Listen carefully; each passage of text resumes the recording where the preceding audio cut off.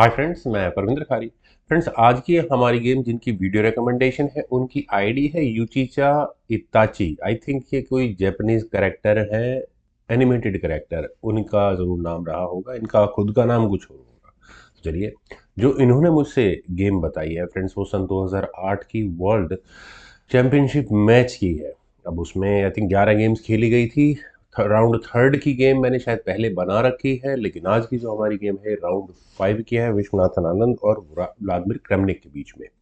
Vladimir ने यहाँ D4 के साथ शुरू किया। D5 का रेस्पॉन्स यहाँ विश्वनाथन आनंद का आया C4, देन हुआ C6 सेमिस्लाव ऑब्वियस है, knight F3, knight C6, knight C3, E6, E3, knight eight B goes to D7, then bishop आया D3 स्क्वायर पर, D टेक्स C4 बिल्कुल सही है।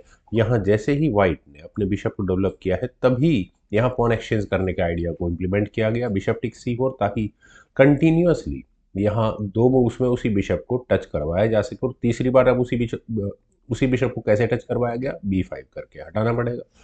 बिशप गया D3 स्क्वायर पर, देन हुआ A6, E6, देन हुआ C5। तो E5 नाइट पर अटैक है। पॉन एक्शंस बाद में कंप्लीट किया जाएगा, पहले नाइट को लो। लेकिन आनंद ने यहाँ C टेक्स D4 किया, और C टेक्स D4 होने के बाद हुआ नाइट टेक्स B5, क्योंकि नाइट पर नाइट था ही तो ठीक है, एक एक्स्ट्रा पॉन लेते हैं। A टेक्स B5 होने के बाद हुआ E टेक्स F6, देन हुआ G टेक्स F6। मेरे ख्याल से नाइट निकलता है तो बिशप से यहाँ चेक आती है, वो भी इशू है।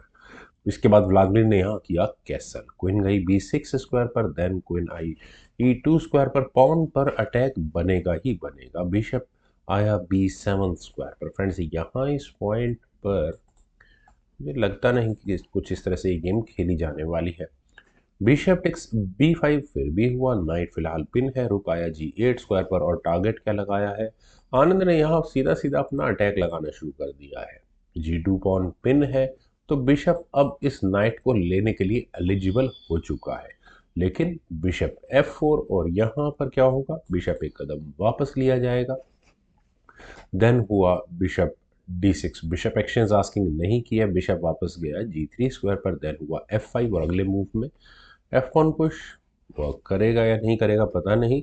रुक eight F goes to C1, then हुआ F4, बिशप पर अटैक बना, वो गया H4 स्क्वायर पर, देन हुआ बिशप E7। अब यहाँ पर बिशप एक्सचेंज करने ही करने हैं, और आनंद नहीं चाहते कि किसी भी तरह से जी फाइल में पॉन्स डबल हो, तो बिशप एक्सचेंज आनंद ने पहले इस G3 स्क्वायर पर नहीं किए। खैर, यहाँ व्हाइट का मूव है, उन्होंने अपने इस ए पॉन को आगे पुश किया A4 स्क्वायर पर। Bishop takes H4, knight takes H4, then king आया E7 स्क्वायर पर, रुक A3। और फ्रेंड्स, अगर आप यहाँ इस रुक A3 मूव को देखें तो करेगा क्या ये रुक, माइट भी शायद इस तरह का कुछ हो सकता है। रुक eight A goes to C8, रुक एक्सचेंज आस्किंग है, rook takes C8, rook takes C8। और यहाँ अब बैक रैंक चेकमेट की थ्रेट आपको ध्यान रखना चाहिए, वो प्रॉब्लम्स क्रिएट करेगी ही करेगी।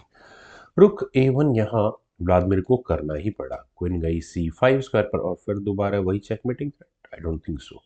क्वीन G4, और फ्रेंड्स क्वीन के G4 स्क्वायर पर आने के बाद किस तरह के अटैक लग रहे हैं। सीधा सीधा पहला तो पॉन पर ही, यहाँ एक क्वीन से चेक भी आ रही है, तो क्वीन E5 यहाँ पर करना ही पड़ेगा आनंद को। नाइट F3, क्वीन पर अटैक है, और अब इस क्वीन को कहाँ लेकर जाया जाए। पॉन्स पर डिफेंस करना भी ज़रूरी है, तो क्वीन यहाँ से गई F6 स्क्वायर पर। लेकिन क्या यहाँ नाइट एक्स D4 के ऑप्शन को कंसिडर नहीं किया जा सकता था। देखिए, यहाँ पर ये लाइट स्क्वायर बिशप इस नाइट पर अटैक बना रहा है, क्वीन सपोर्ट कर रहा है यहाँ इस D1 स्क्वायर पर, जहाँ पर रुक आ सकता है। तो ये अब थ्रेट आपको नजर आ गई होगी, पॉन मिलता है यहाँ पर, और सिचुएशन खराब होती है क्वीन टेक्स D4 करने के बाद, क्योंकि रुक आएगा D1 स्क्वायर पर। और अब क्वीन हटी जाएगी, तो उसके बाद रुक से आएगी नाइट को लेने के साथ चेक, और बिशप यहाँ गंवाना पड़ जाएगा।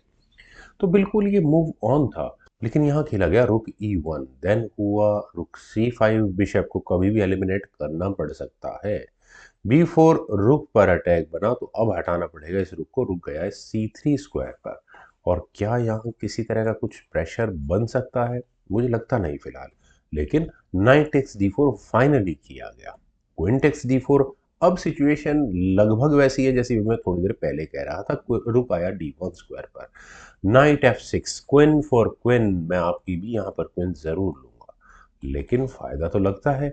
Rook takes D4, knight takes G4, और फ्रेंड्स यहाँ इस पॉइंट पर बैक रैंक चेकमेट की थ्रेट आप सभी लोगों को नजर आ रही होगी। व्लादिमीर को भी नजर आ रही थी। उन्होंने सोचा कि जैसे ही आनंद अपने रुक से चेक देंगे वे बिशप को वापस ले जाएंगे F1 स्क्वायर पर। और लगता भी है, लेकिन फिर भी मैं कहूंगा कि एच पॉन पुश ज्यादा बेटर वर्क करता। अभी भी आनंद के सामने क्वेश्चन होता कि वे यहाँ इस नाइट को बचे या फिर यहाँ बिशप को, लेकिन पहले आ सकती थी चेक, ये तो आती आती, और उसके बाद बिशप बीच में लग जाता। हाँ, वो ठीक है, नाइट आराम से बच सकता था यहाँ पर। लेकिन चलते हैं गेम पर। यहाँ खेला गया रुक D7 चेक, किंग गया F6 स्क्वायर पर। और जैसा मैंने कहा कि सोच समझ कर खेलना चाहिए था, और स्पेशली यहाँ इस पॉइंट पर रुक D4 was the best move. और स्पेशली ये रुक D4 के ऑप्शन में क्यों बता रहा हूँ, मैं अभी थोड़ी देर बाद बताऊंगा, क्योंकि रुक से चेक आनी ही आनी है। यहाँ खेला गया over ambitious move Vladimir Kramnik का।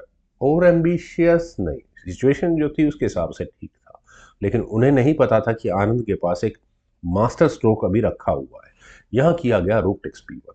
रुक टेक्स B1 होने के बाद हुआ रुक C1 चेक, बिशप बीच में लगा, जिसकी उम्मीद थी, लेकिन जिसकी उम्मीद नहीं थी वो मूव अब खेला गया, वो था नाइट का E3 स्क्वायर पर जाना। और मेरे ख्याल से यहाँ पर क्या रिजाइन कर देना चाहिए था, लगता तो ऐसा ही है मुझे। एफ टेक C3 यहाँ किया गया व्लादिमीर के द्वारा, लेकिन यहाँ विश्वनाथन आनंद का फाइनल मूव था एफ टेक C3। और यहाँ इस मूव के बाद व्लादिमीर क्रेमनिक को रिजाइन करना ही पड़ गया, क्योंकि अब ये ई पॉन किस तरह से रुकेगा। हाँ, लेकिन अगर रुक उस समय D4 स्क्वायर पर गया होता तो इस पॉन को रोकने की कोशिश की जा सकती थी।